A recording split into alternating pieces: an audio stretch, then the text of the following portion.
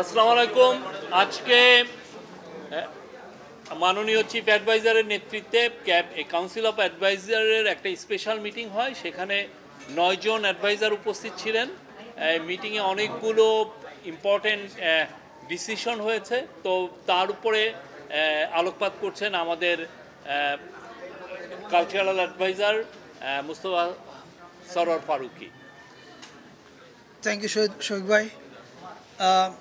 আজকে আসলে আমাদের আলোচনার মূল বিষয়টা ছিল, আপনারা জানেন যে জুলাই আসছে সামনে। জুলাই কমেমোরেশনে আমরা কি কাজ করতে পারি সেটা নিয়ে আলোচনা হয়েছে। সো অনেকগুলো পরিকল্পনা নিয়ে কাজ চলছে। প্রেস উইং সামনে দ্রুত আপনাদেরকে একটা মিটিংয়ে ডাকবে, ডেকে ডিটেল প্রোগ্রাম জানাবে। তবে আজকে আমরা এইটুকু প্রাথমিকভাবে বলতে পারি যে 5 তারিখ থেকে টার্গেট করে, মানে 5ই আগস্ট যেরকম, আপনারা যদি জুলাইয়ের 14 তারিখ থেকে একটু কথাটা বলি ভাই। ওকে,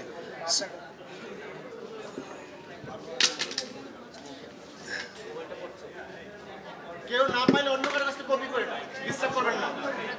ওকে, নো প্রবলেম। সো জুলাইয়ের প্লিজ হ্যালো। জুলাইয়ের 1 তারিখ থেকে আমাদের কর্মসূচি শুরু হবে, কিন্তু মূল ইভেন্ট কিক অফ হবে জুলাইয়ের 14 তারিখ থেকে এবং এটা চলবে 5 আগস্ট পর্যন্ত। এবং আমাদের এই কর্মসূচির মূল উদ্দেশ্যটা হচ্ছে জুলাইতে যেরকম পুরো বাংলাদেশ এক হয়েছিল, আবার সেই অনুভূতিটাকে ফিরিয়ে আনা।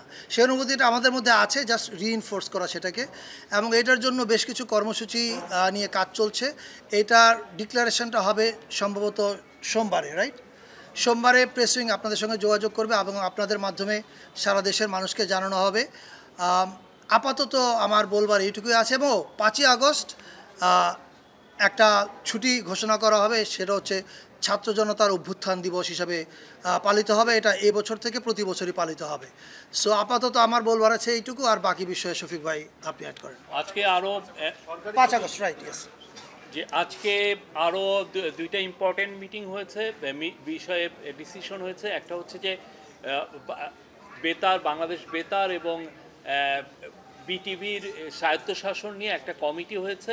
সেই কমিটির নেতৃত্ব দিবেন সিআর আবরার।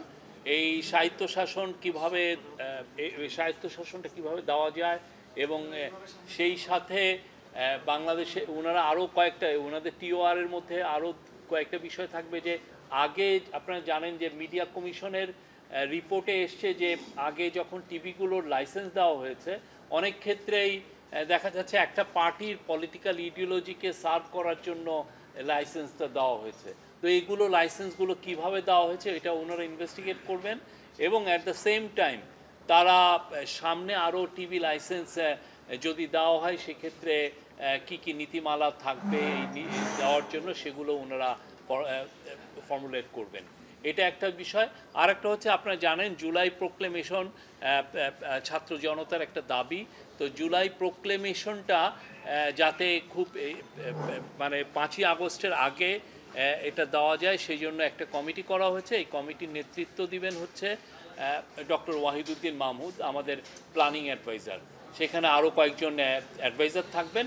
তো ওনার নেতৃত্বে এনারা কাজ করবেন আমাদের স্টুডেন্টদের সাথে, পলিটিক্যাল পার্টিগুলোর সাথে করে ওনারা একটা জুলাই প্রোক্লেমেশনটা খুব দ্রুত যাতে এটা তৈরি করা যায়, সেই জন্য ওনারা কাজ করবেন।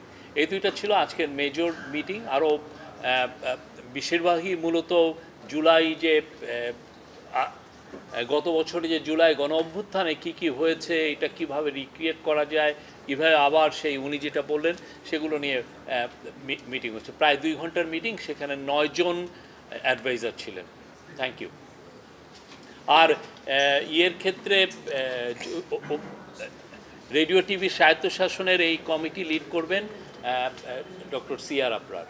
শফিক ভাই, যে 1 জুলাই থেকে 5 আগস্ট পর্যন্ত যে আয়োজন, সেটা কোনো নাম দিয়েছেন কিনা? মানে এটা এগুলো আপনারা যথাসময়ে সোমবারে আমরা টিভি স্টেশন, বিভিন্ন পত্রিকার বড় বড় যারা আছেন তাদেরকে আমরা ডাকবো, তাদের সাথে কথা বলবো।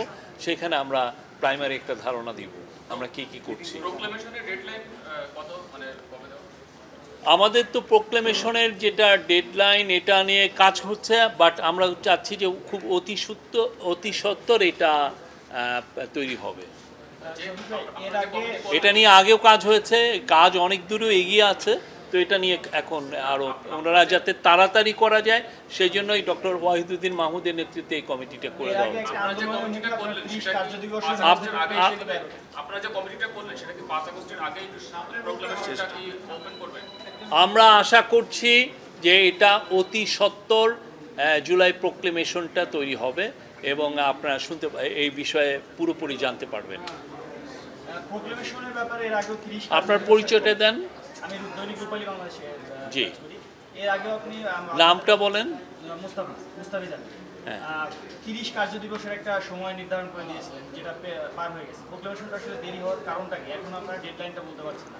না, প্রোক্লেমেশন একদম যে দেরি হচ্ছে তা না, আমরা চাচ্ছি যে এটা ফার্স্ট অ্যানিভার্সারি অফ জুলাইয়ের যে গণঅভ্যুত্থানের ফার্স্ট অ্যানিভার্সারি আগে যাতে এটা আমরা তৈরি করতে পারি এবং আমরা সেই লক্ষ্যে কাজ করছি। রাজনৈতিক দলগুলোর সাথে কি আপনাদের এই বিষয়ে ঐক্যমত্য এগিয়েছে নাকি আগের অবস্থা? সেই জন্যই ডক্টর ওয়াহিদুদ্দিন মাহমুদের নেতৃত্বে একটা কমিটি করে দেওয়া হয়েছে।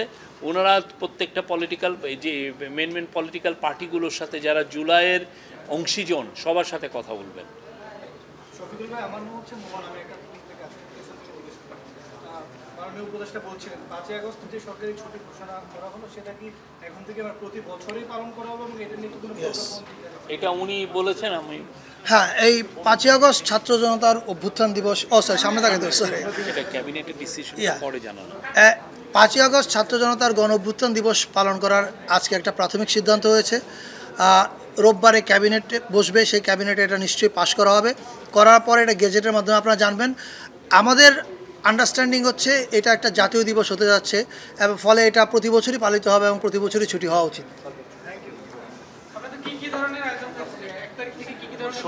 আমরা সোমবার আপনাদেরকে বিস্তারিত এটা জানাতে পারবো, আপনারা সবাই পাবেন।